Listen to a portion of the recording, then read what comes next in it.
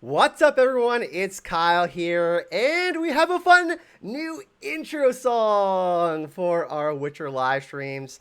Super excited to be here on this Friday. Really happy to see all of you. So cheers, let's start off the stream with some positive vibes. I hope that you like our little new intro to our Witcher streams.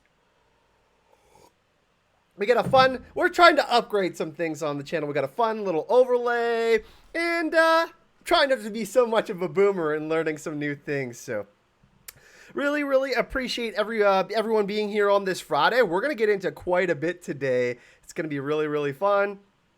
And yeah, so let's get into it. I see some awesome people in the chat. I see Broken Birds Amanda. What's going on? Rick, the Maester of Coffee. Rick Hoppy, what's going on? I'm drinking some of your Ethiopian Sidamo right now. We got Yormi in the chat, said, looking forward to Cursed. I am as well. That's going to be really... It looks pretty good. I'm going to give it a shot. Maura Lee, with the donation, throwing a coin to my favorite YouTuber in celebration of The Witcher, and who soon will be celebrating his birthday on Sunday. Love you, happy early birthday, with the 2 donations with... I think that's a dog or a bear. I don't know. A dog bear. I like them both. Hell yeah. So we got some Blaze manga art in the background. We got our Game of Thrones blanket there. And yeah, we're going to have some fun. Who else is in here? We got Macro. We got Amy L. And we got Kate Bertinsky in here. We got Patrick James. So yeah, the podcast of surprise usually happens once a month, and that's going to happen next Friday. We had an extra episode last week, so we're still working on getting that extra episode out for you on Anchor. By the way, for anybody that's interested, all the links to the podcast of surprise episodes are in the description of the video. However, announcement, every Friday that there isn't a podcast of surprise, we'll either be doing Witcher news, like today, we're going to talk about some filming updates, some casting stuff, or we will do Witcher 3 The Wild Hunt stream. So every Friday on the channel, Witcher. There's going to be a Witcher live stream every Friday during the day at 2 p.m. Eastern Standard Time. So fun little announcement. Lots more Witcher coming up on the channel. Anthony, what's going on? Teresa, what's going on? So yeah, today we got a lot to talk about because there's been an interview with Lauren Hisrich, who is the showrunner, one of the showrunners of The Witcher. She talks a lot. It's like a huge interview with TV Guide. I think there might be a nice 20, 30 minutes of content we can get out of that. And then just some filming news, when they're coming back filming, we can talk about that. We're going to go to Redanian Intelligence and check out a couple of articles. So yeah, really excited. Hell yeah. Did everybody like the intro? A little bit of toss a coin. We got a new outro song too, and a Be Right Back song. So, yeah, really excited to try some new stuff out. Cheers, everyone. Just having a little bit of coffee. All right, so what should we talk about first? Should we get into Lauren's interview with TV Guide? Should we talk about The Witcher returning to filming on August 17th? We've been delayed because of coronavirus and all of that. So we can talk about that. Or we can talk about how coronavirus has affected The Witcher filming on set and all of that. So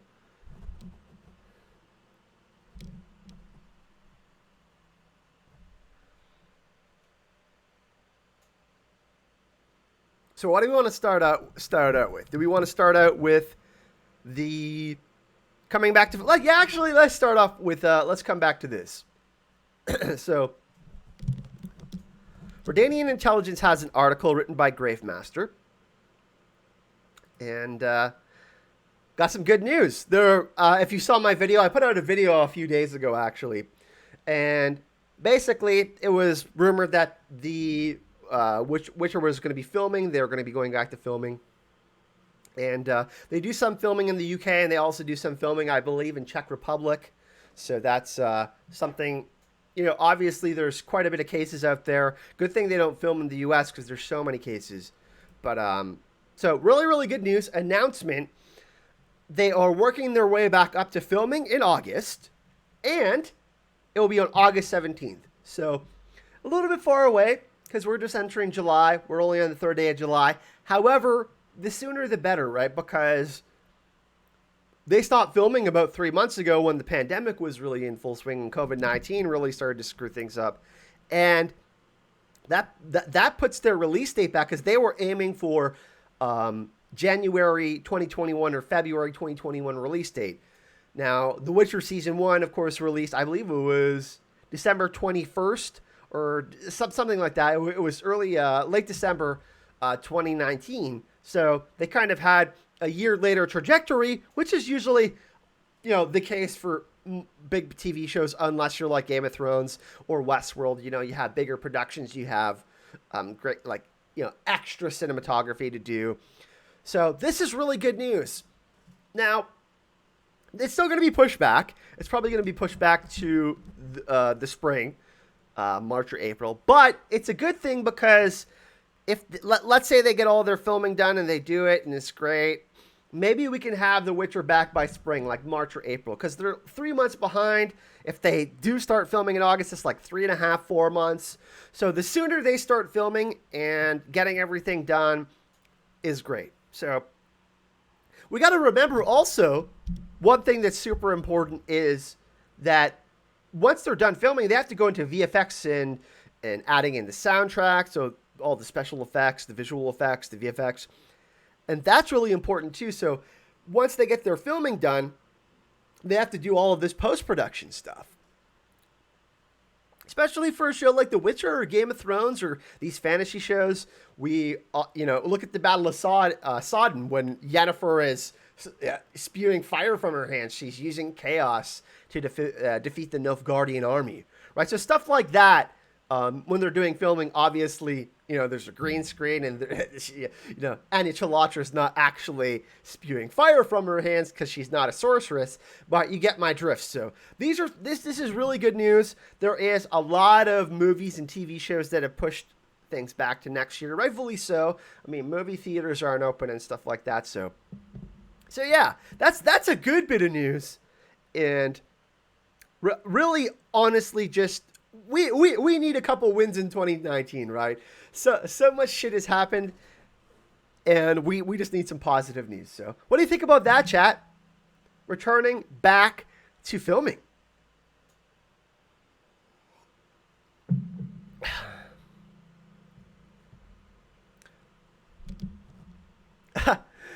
My July 17th is going to be lit, as people say these days, Ghost of Tsushima and Cursed. Yeah, actually, I have pre-ordered Ghost of Tsushima, and I will be playing it on the channel. So, hopefully some of y'all are in for that. Oh, Amanda with the donation. Yeah, I get these donations. I feel lucky today. She says, for the fandom media. Thank you very much. I apologize for the hairdo and the beard. It is super humid today, so my hair and beard are all over the place. I'm still looking to get a haircut. Things have just slowly started to reopen, so I will be getting cleaned up sooner than later. As you can see, I got the top knot right now. Yeah, well, one thing too, obviously, let's go into the other article because there's 2 interviews with Laura and the showrunner of The Witcher. So we shall get into it. This is on Redanian Intelligence, by the way, if you want to go check it out. I'm going to put the link in the chat, so if everybody wants to read along, you can do that. So there's the link to the article I'm going to be reading, everyone, if you want to get into it. Oh, yeah, Anthony, Cyberpunk's going to be really fun, too. All right.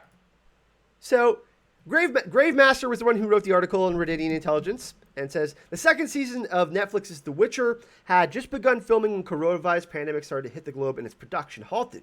Filming resumes on August 17th. But Lauren Hisra shared with the Wrap what has been going on lately and what their plans are.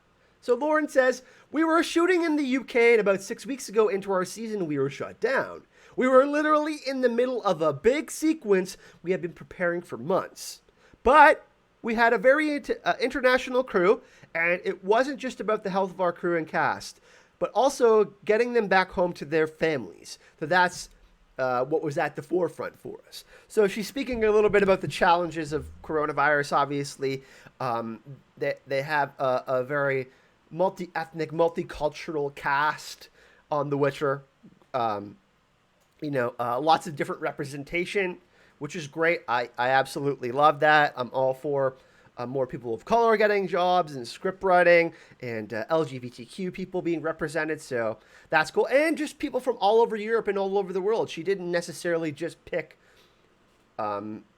Witcher book experts. So I think that's really cool too. He says, as for getting back to work, Lauren shared that there have been a lot of meetings and discussions. She says, right now it's a lot of production meetings and a lot of talking about how to keep people safe. A lot of it is just about flexibility, not just in the planning phases, but when we get back on sets. So the government may say it's okay to do X and Y, but an actor may say they don't feel comfortable doing that. And that's always going to be our first concern. So this is kind of going on in the NBA and the NFL too. There's people, Major League Baseball is coming back soon in the NHL, and there are certain players that are saying, hey, like, it's an abbreviated season or playoffs.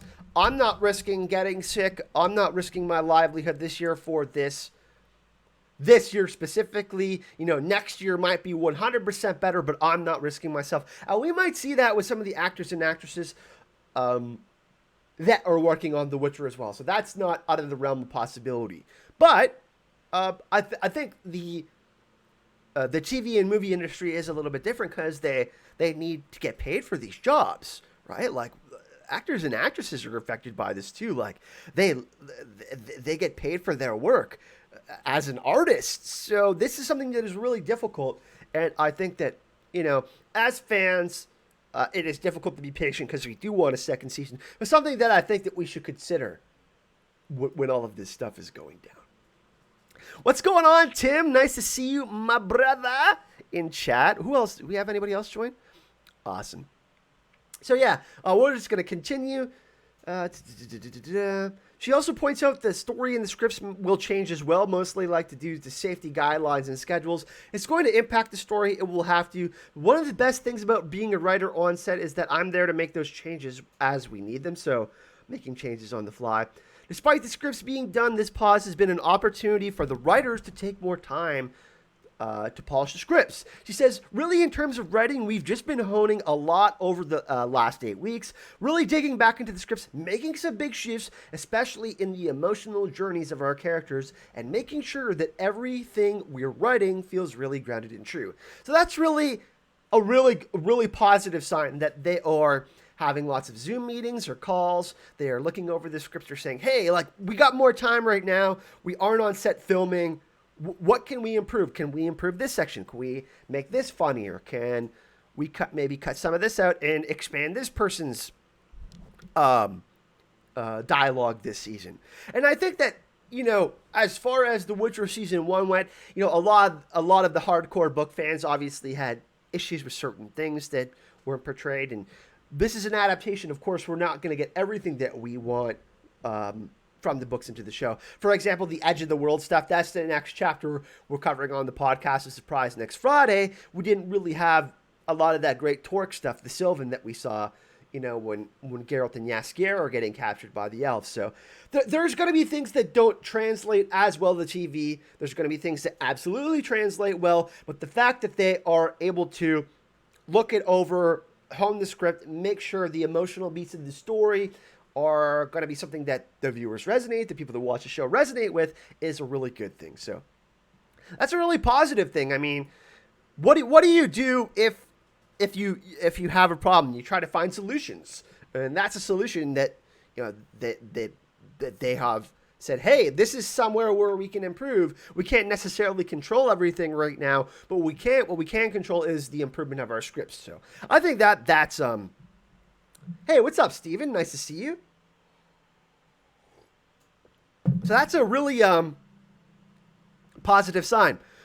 Kate Bertinsky says, here's hoping that Christopher Hivju has antibodies. So for those of you that know, Christopher Hivju playing Tormund Giantsbane, he was one of my favorite characters from Game of Thrones. He is playing Nivellen on The Witcher as a special appearance in episode 1. So hopefully he doesn't get sick again and has antibodies and doesn't get other people sick. So they're going to have to take big precautions, obviously, Because COVID-19, I mean, just look at the amount of cases that have spiked in the United States, right? So if they don't take the necessary precautions, then there could be an issue, and filming could get scrapped again and pushed back even more. So I think they're going to be extra, extra, extra careful, right? They're going to have to clean the set every day. They're going to have to sanitize everything.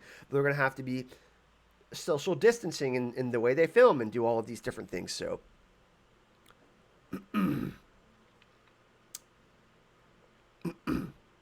so yeah, that is, let's continue on with the article. That was a positive part of the article that I thought that we should expand on.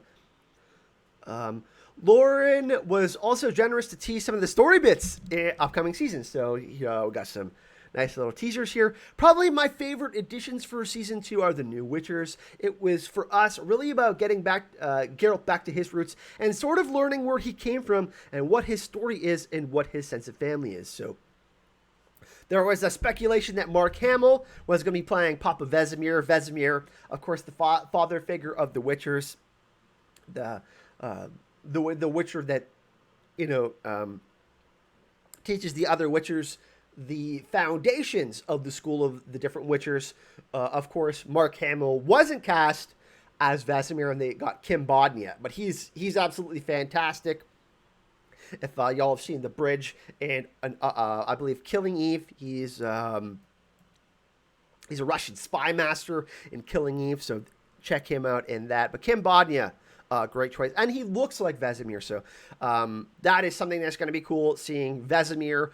And they also casted, we can't remember, Lambert, Cohen, and Eskel. So that's going to be really interesting. I did a video a couple of weeks back, I think it was 3 or 4 weeks ago, of a new Witcher they cast as well. Someone who had been in his name is Henrik. He's going to be a fighting Witcher, I guess. I don't know. This person that plays Henrik does a lot of different stunts and stuff like that. So it'll be interesting to see if we get some really cool Witcher training at Kaer Morhen and some fun fight scenes.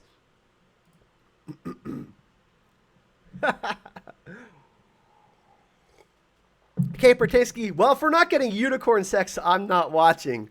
Lol. For those of you that have played Witcher 3 The Wild Hunt will know what that means. So she continued to say, when I talk about The Witcher, I always talk about these 3 characters coming together. Geralt, Ciri, and Yennefer. They come together as a family. It's the most important part of the series for me. And when you start to imagine someone's family, you need to understand their family of origin. For Geralt, it's his brothers. It's the Brotherhood of Witchers. So I'm really excited to get back into it and meet Vesemir, his father figure, for the first time, and all of these men that he was raised with since he was 7 years old. So really, really excited. I didn't personally have a problem with all the timeline skips in season 1 of The Witcher. However, things will be more streamlined. So it will be interesting to see how they pull that off. But this next part kind of teases what they might do with some of the timeline stuff. So let's get into that. Lauren says, reaffirm that the multiple timelines were gone and stay back in season 1. What we'll see in season 2 is that all our characters are existing on the same timeline. What this allows us to do story-wise, though, is to play with time in slightly different ways. We get to do flashbacks, we get to do flash forwards, and we get to actually integrate time in a completely different way that we weren't able to do in season 1. So kind of speculated on this with Aziz and Mikal a little bit, like what we would see with Nivellen, because Ciri in the books isn't there when Geralt is meeting Nivellen. Of course, some of the timeline things aren't exactly the same from the books to the show, translated the same. So it will be interesting to see if we get some flashbacks of younger Geralt with the other Witchers and Vesemir teaching them the ways of the Witcher and stuff like that. So that would be really cool. Maybe we'll see some storytelling moments with Geralt, kind of trying to give Ciri some insight into his past, because we know that they are linked by destiny, right? So that is something that is going to be a big part of the series, and them growing into a relationship. It's not going to be easy at first, right? I mean, like, it's you can't just love someone right away. You got to learn to love them and get to know them, right? So it's It's going to be really, really interesting to see the dynamic in how they do flashbacks. If we get a lot of, maybe we'll get a flashback to the trial of the grasses with Geralt and see how he was immunized with certain poisons and stuff like that, how he became a Witcher. Yeah, that would be so dope. See Henry Cavill play a game of Gwent. Macro says, I want to see Mother Neneke as well. Yeah, I would love to see that too. One thing that's pretty cool, Steven brings up a cool point in chat. He says, I'd like to see members of the other Witcher schools. Some people are mentioning Letho from the School of the Viper. He was trying to revive the School of the Viper. He was a character in The Witcher 2, The Assassin of Kings. He's a really cool character, but it's hinted at that that Cohen is from the School of the Griffin. Some people, I've been in arguments with people on Reddit that he's from the School of the Cat, because when he's training with Ciri, he's like described as super like agile and lightning quick and stuff like that. So Ciri kind of learns a lot of her fighting techniques from Cohen. She learns to be more agile and learns kind of like through osmosis, through watching and through fighting with him, some of his techniques. So it'll be really see if they talk about some of the Witcher School stuff. We did see them focus a little bit on this in the Betrayer Moon episode in season 1, where we got the Witcher that was hunting the Striga and that got killed by the Striga. That was another Witcher from the School. The Wolf had another medallion with the wolf on it, much like Geralt has. So that will be something that will be interesting to see if they kind of try to divide some of these other Witchers into different schools, if they keep their same backstories from the books and the games, if they kind of move forward, like, with Lambert, Eskel, and them from being from the same school.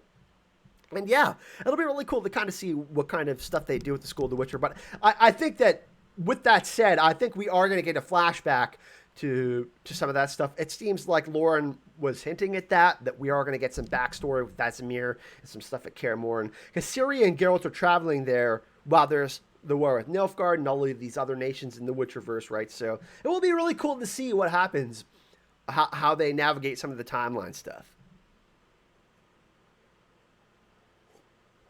Cheers again, everyone. I'm just having some coffee.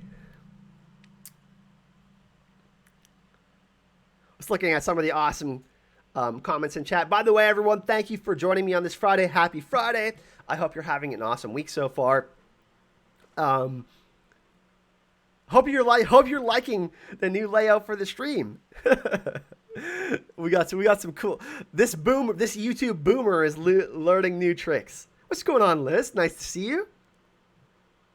So yeah, that was that article. What does everybody think about that? What does everybody think about the timeline stuff? Like, are you interested in seeing flashbacks to Geralt's past, him as a kid, or maybe some more of his younger years, like him going on training missions with Vesemir or something like that? That could be kind of cool. What do you think about perhaps Geralt being a storyteller in season 2, trying to connect with Ciri, teaching her about his past, and them using that as a kind of way to bring Ciri and Geralt closer together? And also flash forwards, seeing the future. Maybe we'll see some crazy visions from Ciri and stuff like that.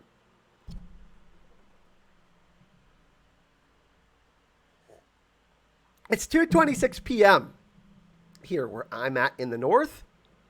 Tim says, I want to see some people from the School of the Bear and the Cat. Hell yeah. Yeah, this is my favorite mug. This has held up for a couple of years now. It's a greatly made mug. I think I only paid like $20 for it. I got it at like one of those local music shops, like where they sell the CDs and stuff. And they had some cool Game of Thrones stuff there. Patrick James, I think it will flush out his character. Hell yeah. I'd like to see more of Geralt's mom. Yeah, that would be really cool. We saw a little bit of her in the last episode, which is pretty cool.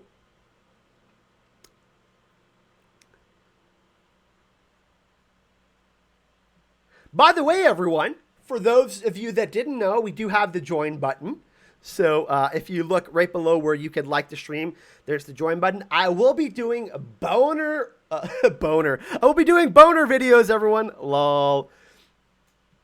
Let's rewind. I will be doing bonus Witcher content for those that do hit that join button. Actually, if you could see Maura Lee in the chat, you see that little sub badge she has beside her?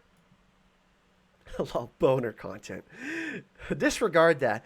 You can get cool sub badges. And look, if you do hit that join button, look at the emoji I made, everyone. Look at this. Look at how cool this is. I'm spamming it. That's right. We got a Witcher emoji for the chat. Pause. Yeah, so for those, it's kind of like a Patreon on YouTube.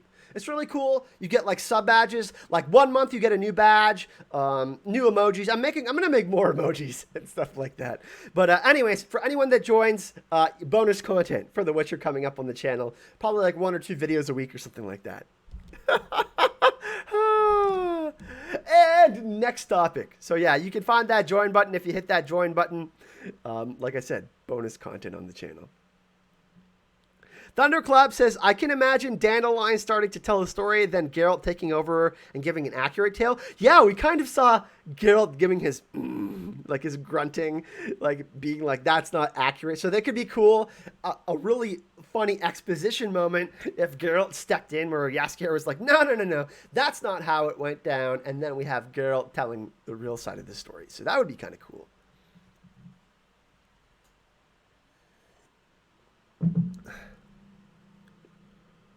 Macro, I don't think there's going to be a fling between Geralt. I'm not making a boner emoji, my God. $5 for boner content is cheaper than OnlyFans. LOL. Wow, this is really becoming out of control, everyone. So yeah, that's that. That's a pretty cool article, everyone. Like I said, if you want to go check it out and read it yourself, I'll put it in the put it there for you. It's on Redanian Intelligence. Yeah, I am on Streamlabs right now, Thunderclap. I am on Streamlabs.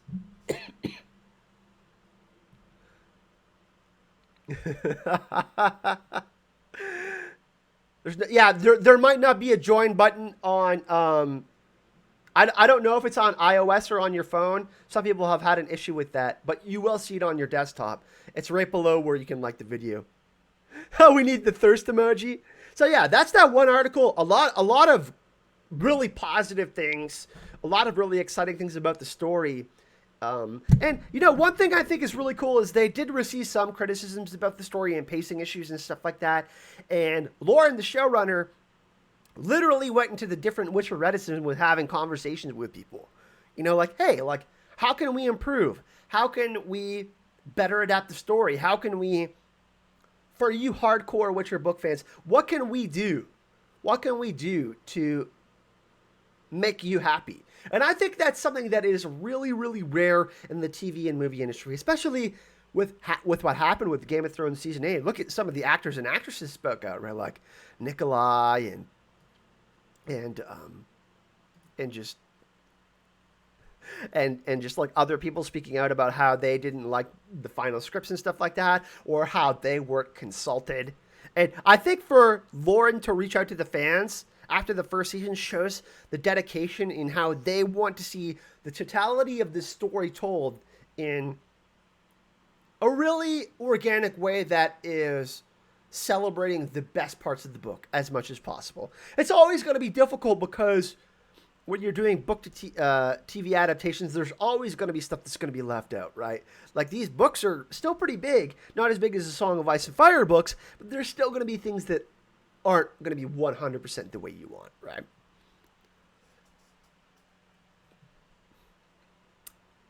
Where do I think the story will start out for season 2, Anthony? Ooh. You know, I think it would be cool to kind of get like a cold open to maybe Nilfgaard and maybe Cahir kind of like going over what happened at the Battle of Sodden or something like that. Or it'll probably be Geralt and Ciri though on the road. I'm suspecting, but we could have a fun cold open to something different. That'd be fun. I don't know what does everybody think in chat? Where are we going to start off with in season 2?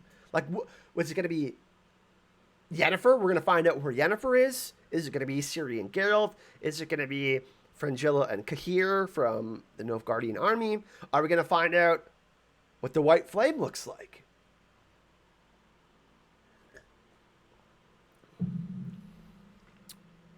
By the way, for everyone that is watching, we do have a podcast of surprise next Friday.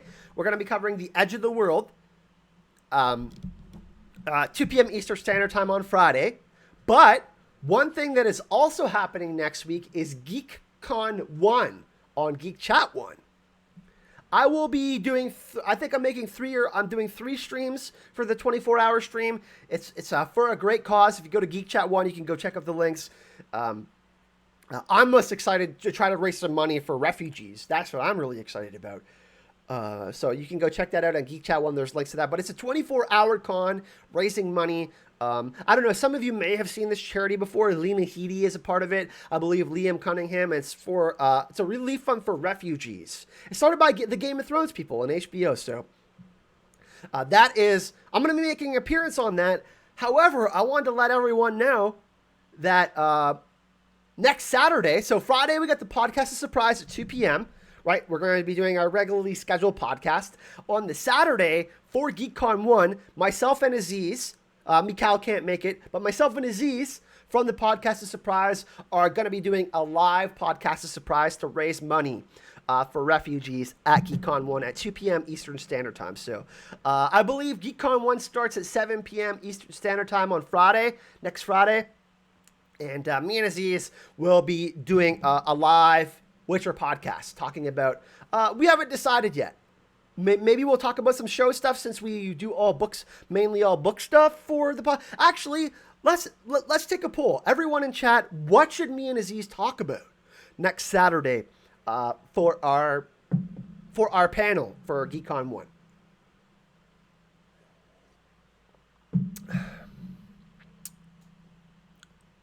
Some water too.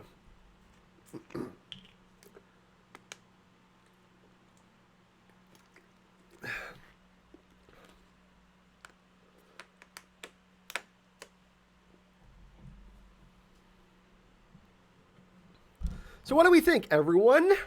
Yeah, Henry is jacked, and he's a handsome fella. So what do we think, chat? What should me and Aziz, should we do like an open Q&A maybe? Should we talk about season 2? Because me and Aziz haven't really done that since we started the podcast of surprise. Let's take a vote in chat.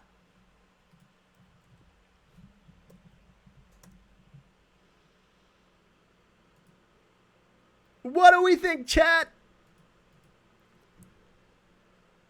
Doing a character study is also always interesting for panels, but there are many other topics you can do. Ooh, season 2 highlights? What we will think will be the highlights of season 2? We can do that, maybe.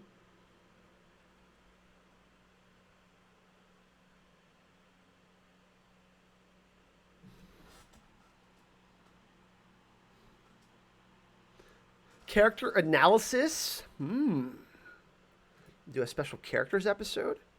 That's something really interesting. Open Q&A, says Mora. Talk about Geralt and Ciri.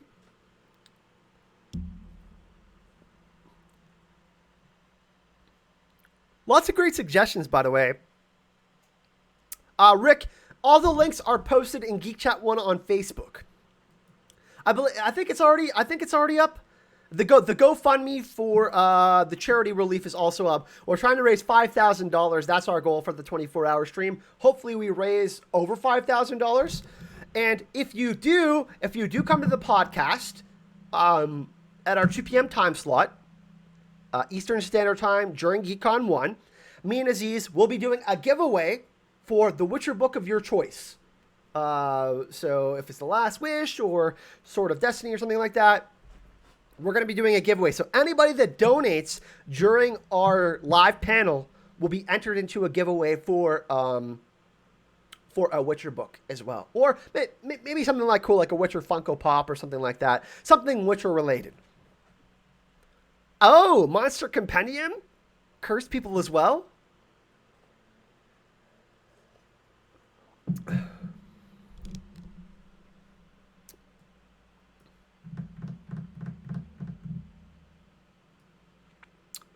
Yeah, season 2 is going to be great, Anthony. I don't want to spoil too much.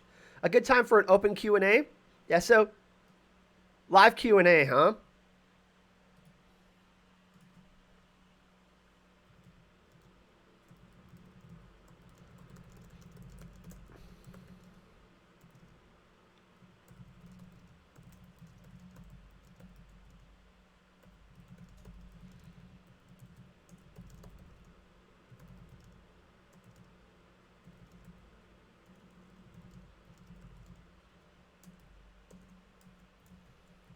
I'm actually messaging as he's on Facebook to see what he thinks about that.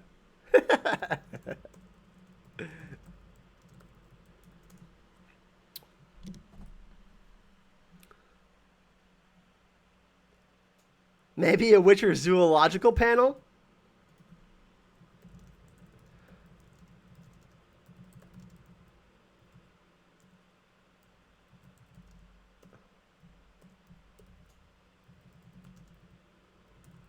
Lol. I love all the ideas from chat, by the way. All right, everyone. I'm just going to take a quick pee break, but I will be right back.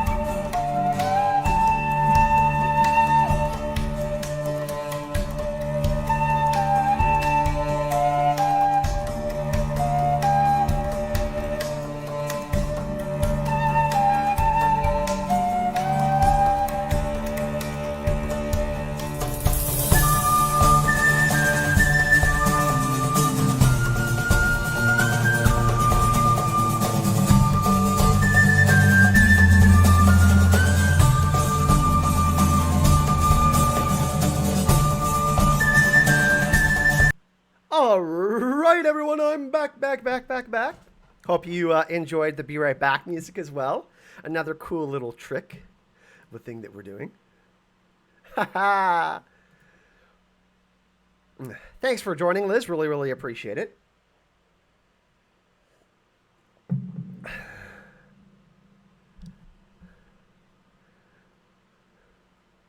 Got to get back to the real world, real life. So all great ideas, chat. I'm definitely going to consider all of them, and we will take a look at all the suggestions for sure. I think that we could probably cover a number of different topics, but a lot of great ideas. Of course, I wash my hands for 25 seconds as well because of COVID-19. I always make sure I wear a mask when I go out. I wash my hands. We use hand sanitizer. I realized that, yeah, I try not to be a COVID risk. You know what I mean? I don't go out very much anyways, but I always wash my hands. Dragonheart says, Kyle, do you agree with the showrunners adding new Witchers that don't appear in the books of the game show? Like, the whole Hemrick thing, I think we should take with a grain of salt. Like, I'm not saying that this guy isn't going to have a big role. However, I, th- I think that we should read into it just a little bit. This guy is a big time stuntman, so maybe he's a character like we saw in the Betrayer Moon episode. He has maybe a little bit of a smaller role, maybe not a huge speaking part. We don't really know where they're going to be going with all of that, right? So I think that we should kind of pump the brakes on that, considering Lauren has talked about making sure that Eskel and Vesemir and Cohen and Lambert get their book parts. So I think that that is something that I don't know if we should stress too much about. I'm sure we'll learn more about, and when we do, we'll talk about it on stream too. So, hey, Amy with that donation. Thank you very much, Amy. Yay for season 2. Thanks for the stream. Really appreciate it, Kyle. Hey, Amy, next time if you want to donate, you could put that towards extra bonus content, hitting that join button. So if you do want to do that, like I said, I really appreciate the donation. But if you want to get something extra, like I said, yeah. Thunderclub question, percentage-wise, how do you think the show takes from the books versus the games versus the original? Yeah, so like 90% books, Thunderclap, and not much from the games. I think they will take some fun things from the games, but this, like Lauren has, the showrunner has specifically said, this is mostly a book show thing. Yeah, it's really hot in here, Tim. I have a light. I have a light, so we got good lighting in here, and I got a light back here, and the light just, I obviously want to have good lighting during a stream, so I want to make sure that it's, I got my fan on and everything, but it's pretty friggin' hot with the light shining on me, you know what I mean? 6 more weeks of staycation? Hell yeah.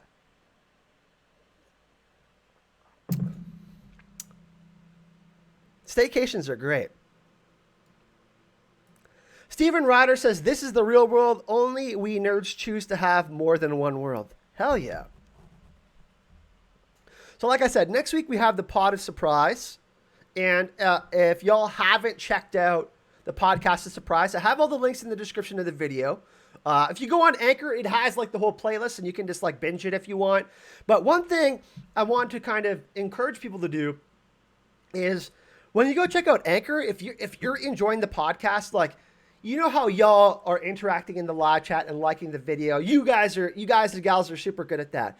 But for podcasts, leave a rating. Let us know what you think about the podcast. You can leave a rating. Like, you can leave us, there's 5 stars. You can leave us a rating out of 5 stars of what you think about it.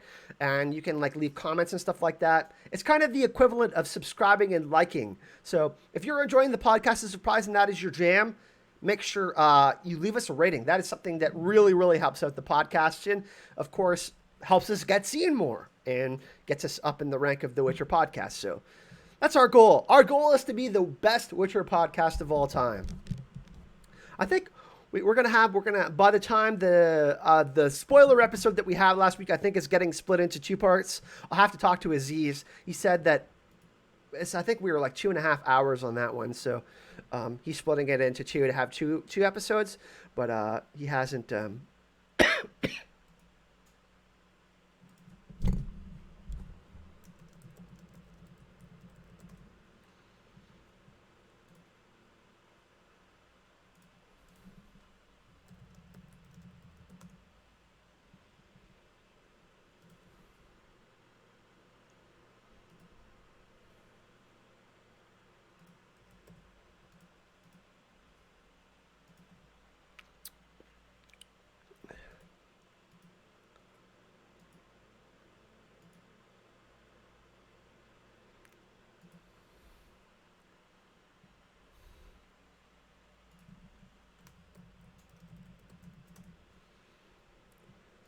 Loving all the hype in the chat, by the way, everyone. Really, really, really enjoying hanging out.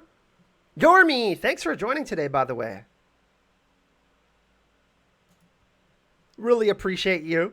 Let's show some love to Jormungandr.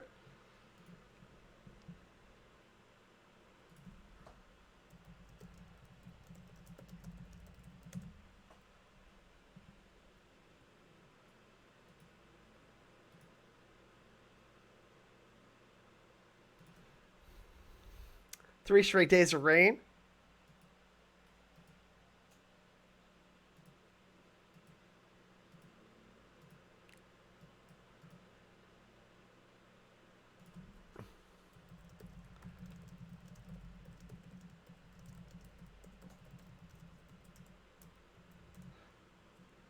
Yeah, it's been really hot here, everyone. Like I think I gotta go buy another fan today, by the way.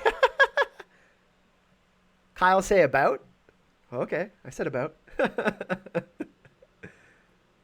Oh, Steven, that's right. You and Amanda live in Vegas, right?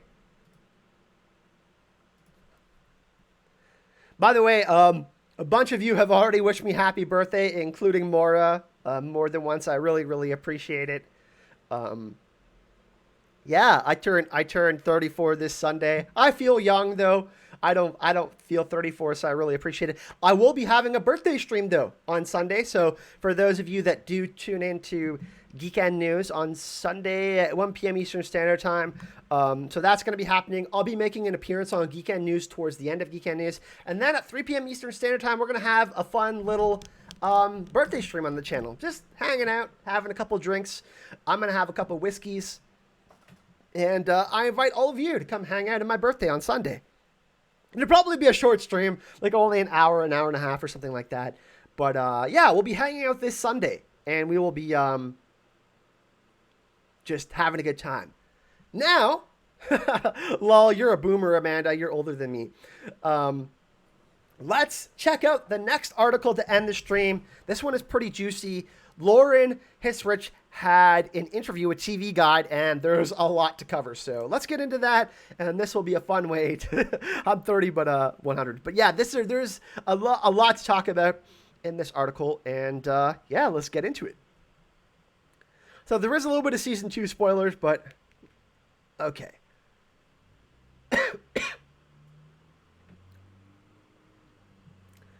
I'll put the article in chat for everyone so you can read along if you'd like.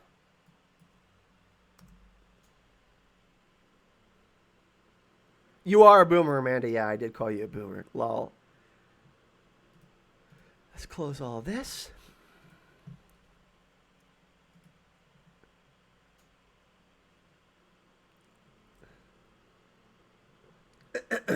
All right, everyone. So let's get into some of the stuff that we're going to be looking forward to in season 2. So the interviewers, who's the interviewer? What's their name? Sadie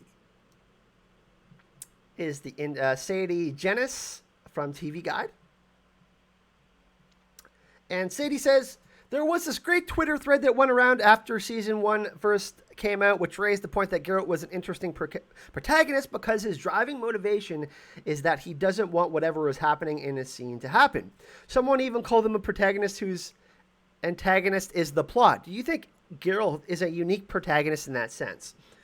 Lauren says, oh my god, I love this because absolutely. One of the sort of internal conflicts I think in Geralt is the desire to not get involved. I mean, from day one, he's like, I'm a neutral party. I don't want to be part of this. And yet he can't help himself. And so I think part of the fun in terms of Geralt as a protagonist is that you have this external shell, which is tough, who is a tough man walking through the world, who is determined to not need anyone. He's there to do his job. He's there for the money.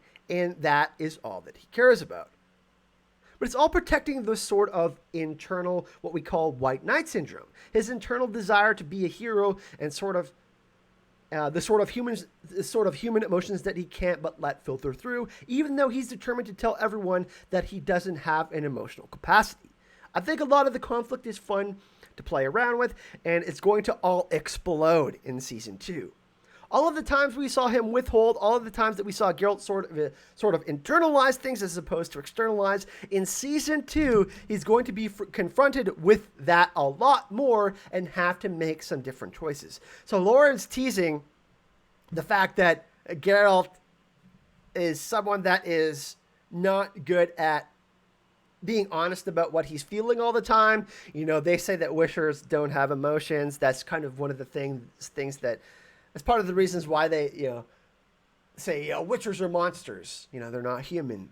So, going to be really, really interesting to see Geralt be more emotional and not not be able to internalize things as much and have to communicate things that he's feeling. So yeah, that's going to be really interesting.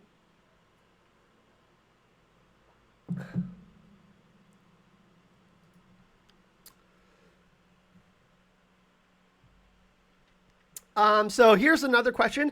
The whole first season followed Geralt pushing against his destiny, but when we ended the season, we finally have him uniting with Ciri, and maybe he's not ready to embrace his destiny, but at least accept what is expected of him. How will Geralt's new perspective change the way we see this character in season 2?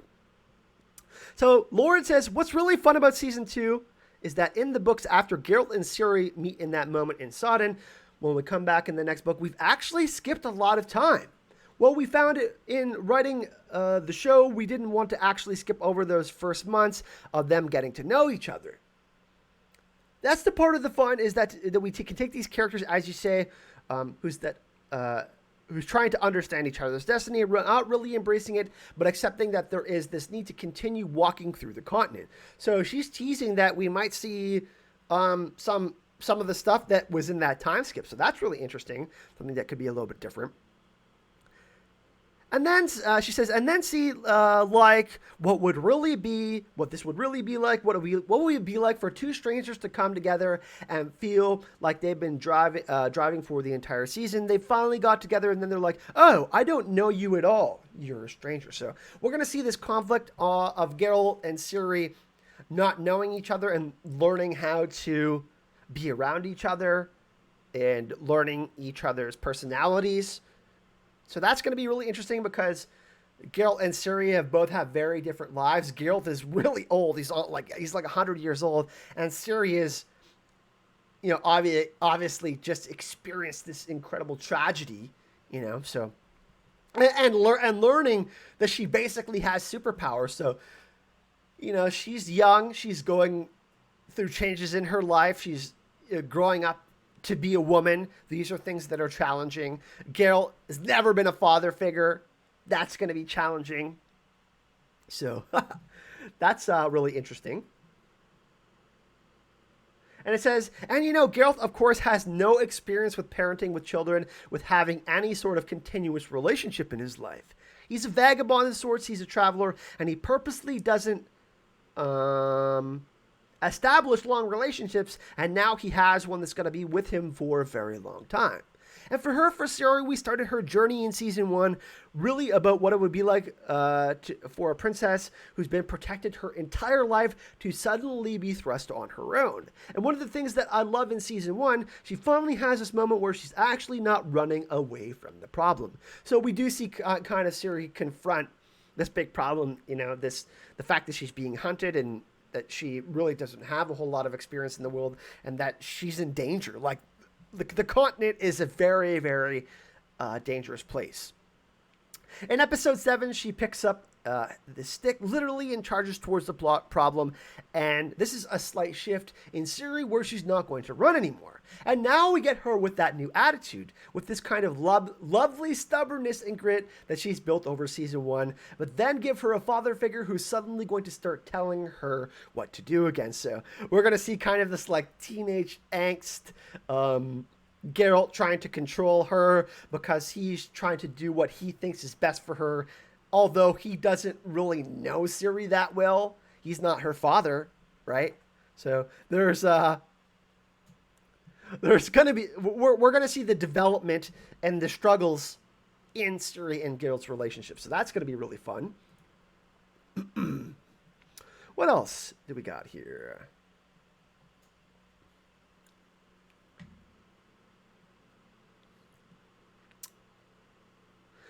In the first season, you had this huge task of trying to introduce this whole world, getting the viewers to connect with not only the 3 lead characters, but the great supporting ensemble, and do it all across 3 timelines. So, what were the biggest challenges to balancing all of this, and what were the biggest successes?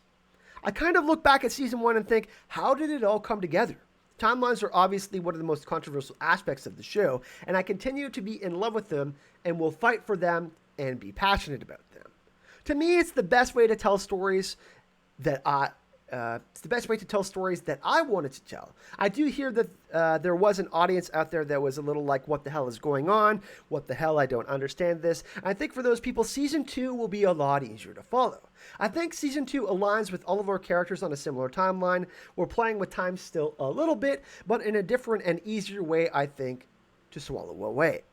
That being said, one of the biggest challenges of season 1 was to honor the first 2 books of the short stories, which I think really do an amazing job at building the world, but especially building Geralt and understanding this man and who he is and all of these individual adventures that he has in the books. That's probably what I'm most proudest of, is being able to take these short stories, these standalone adventures, and put them in an order that makes sense and builds out a character more fully. So for those of you who have read the short stories, or those of you who will read the short stories or are following along on our podcast of Surprise, the Witcher Book Club podcast, it is, I think, really important. Like, if you do start the novels without reading the short stories, I think that it does give you less context. And it is a little bit more confusing because you don't identify with the character as much. You can't empathize, pardon me, with them. And it's a little bit more difficult because you haven't got to know these characters over, these like 700, 800 pages. Amy says, I hadn't read the books when I watched season 1, and I like the multiple timelines. It made me pay attention and watch more closely. I've heard that sentiment from a few people, Amy. Anthony says, I wonder how much of Geralt's ability to communicate with women that matter to him will play in his relationship with Ciri. Yeah, that's definitely going to be a huge thing in season 2, Anthony, and Lauren has spoke about this in multiple interviews now. Maura Lee says, Geralt can share what he learned that he feels might be helpful in Ciri's training. Macro says, I'm curious how Cahir's storyline will go. He is different in the books than the books, Cahir, and I love him in the books. In the show, not so much. Yeah, they made him more insidious and more, like, if we're using D&D terms, like neutral evil as opposed to like neutral. So it'll be really interesting, without spoiling too much and talking about him, see what happens with him.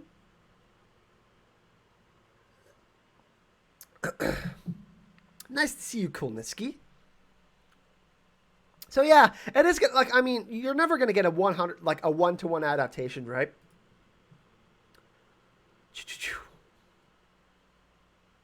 Ooh. Here's something that's really exciting, everyone. I can't end this without asking, toss a coin to your Witcher, the biggest hit of the year. Do you feel any pressure now to come up with a follow-up banger for Jaskier Joey Beatty in season 2? So Lauren says, it's really funny. The lyrics to me of that song are so brilliant, and they were written by Jenny Klein, who wrote the episode. Of course, in the story itself, it's about the narrators who control the story. Whoever's telling the story gets to decide what actually happened, and that's all that matters. And so, obviously, there's some subtle bitterness and resentment knowing that whatever really happens doesn't matter. It's just about who tells the story. But also, we wanted to talk about how Jaskier becomes popular by talking and exploiting Geralt's travels and why they're going to stay together for the rest of time. And when we were writing this song, I had no idea how it was going to work. Honestly, there was a point I was like, what are we thinking about putting in an anthem in the middle of the episode? It's insane. And then for the very first time, we listened to the sound mix. It was laid over the picture, and we actually had Joey Beatty had gone and recording it with the orchestra, and it was beautiful and odd. The next morning, we came back to the mixing stage, and all of us were like, we can't get this out of our heads. And we sang it all night. And at that point, we really realized that we had done something amazing. It's weird. You never know what's going to strike a chord. And that did so. So no, I mean, presser-wise, Joey's an amazing singer. We want him to sing as often as possible. And I also think the idea of a narrative is really important to The Witcher, and the idea of who tells the stories. So we're absolutely gonna keep doing it. So people, there's gonna be more songs like Toss the Coin. Oh, yeah. Imagine they have a Toss a Coin for every season. Like, it's a new banger, a new Bard song every season. That would be really cool, right? Hell yeah. So that's like really encouraging, everyone. A lot of really positive news in these interviews. It seems like They are listening to the fans. They are listening to criticisms. They're not saying, hey, like, we did everything right. You can't criticize us. That's a really important step to take if you're doing television shows. And especially for this one, to follow up Game of Thrones after Game of Thrones Season 8, after all of the backlash that it received.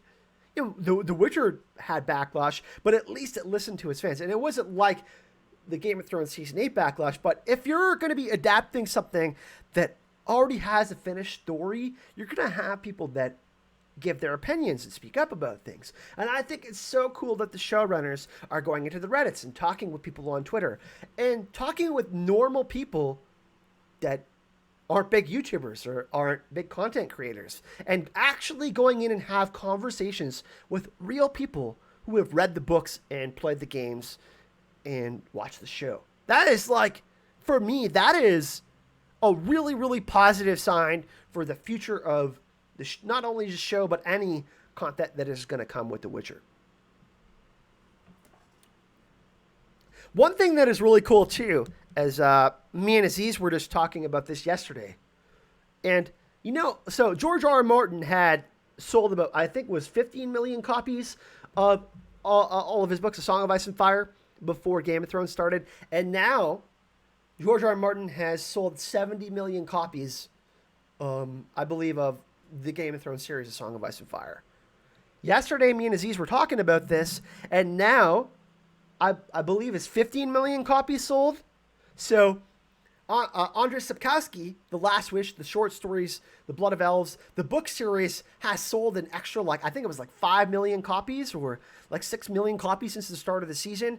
And that's something that is really encouraging, because we were doing a giveaway on the channel, and I went on Amazon.com to go get the books for someone for the giveaway that we were doing, and I couldn't even get them. Couldn't get them on Amazon. I couldn't get them on book websites. People were just consuming these books like crazy. They wanted to get into the series, and they wanted to learn about all these stories that were eventually going to be coming on the show, right? So I think that obviously expectations will be raised, right? Because people are not going to be reading the books and stuff like that, but that's a really positive sign. And if you look at, like, video game history and the games that are considered some, like, the best games of all time, The Witcher 3: The Wild Hunt has sold 30 million copies. That's friggin' insane. That's like legendary status, like one of the best games, one of the best selling games of all time. And after The Witcher Season 1 came out, people were streaming on Twitch. People were streaming on Twitter. Like, I think there was like maybe like 3,000 or 4,000 people that were watching Witcher streams on Twitch. After Season 1 came out, it jumped to like 20,000. 25,000 that were people were watching Witcher streams on Twitch. It was insane. So I think that overall, just the stuff that I'm hearing from the showrunners in interviews and the way, just analyzing the way that they speak with people and how honest they are about mistakes that they've made and learning from them and learning to grow and learn new things and trying to improve things. That is something that is really important. Especially, I mean, in Hollywood, you know, you have big shots that aren't necessarily just, like, they're going to do what they got to do. Like, you know, like James Cameron for Avatar. I don't give a hell about that guy. But, you know, like, listening to criticisms is really important if you have a hardcore group of fans who have read the books or you've had these hardcore fans of the games. You want to make sure that you're bringing those people and you're keeping those people watching. You want those repeat customers. You want people to buy the books. You want people to get into more things. So I think really overall, really, really, really positive news. I'm super hyped and super excited for more, you know, obviously the filming to come back August 17th, like that, like they said, they announced. I'm really excited about that. And just overall, I trust the showrunners just in the way they're speaking. Obviously they can't do everything perfectly, but yeah, just super hype about that. So yeah, that's pretty much going to do it for the stream today, everyone. If there is more Witcher Season 2 news, definitely going to be covering it. Like I said, every Friday you can expect a Witcher stream on the channel, whether it's show stuff, whether it's me creating a special episode that isn't the podcast a surprise talking about, like bestiary stuff. I'm open to all sorts of ideas, right? So next week we got the podcast of surprise. Today we had a season 2 news video. Maybe after next week I'll do a Witcher 3 The Wild Hunt stream on Friday. But Fridays, 2 p.m. Eastern Standard Time are times for Witcher streams. So consistently, we're going to have streams every Friday about The Witcher for those of you that love The Witcher. Really appreciate everyone that has come to hang out today. I appreciate all the donations, all the people that have liked this video. And if you're watching later, make sure you subscribe and hit that like button if you're enjoying the content. If you do want to support the podcast, you can find the link to the podcast of surprise. All the episodes are in the link in the description of the video. If you do want to support me and the channel, you can join the Fandom Media Patreon, where I do all sorts of different polls and I upload all sorts of kind of just like previews for videos and stuff like that. So if you do join the Patreon, you can start for as little as $1 a month or $5 a month, and you get bonus content. You have basically a stake in the channel where you get to get awesome previews of videos and awesome bonus content. You can find the link to that in the description of this video.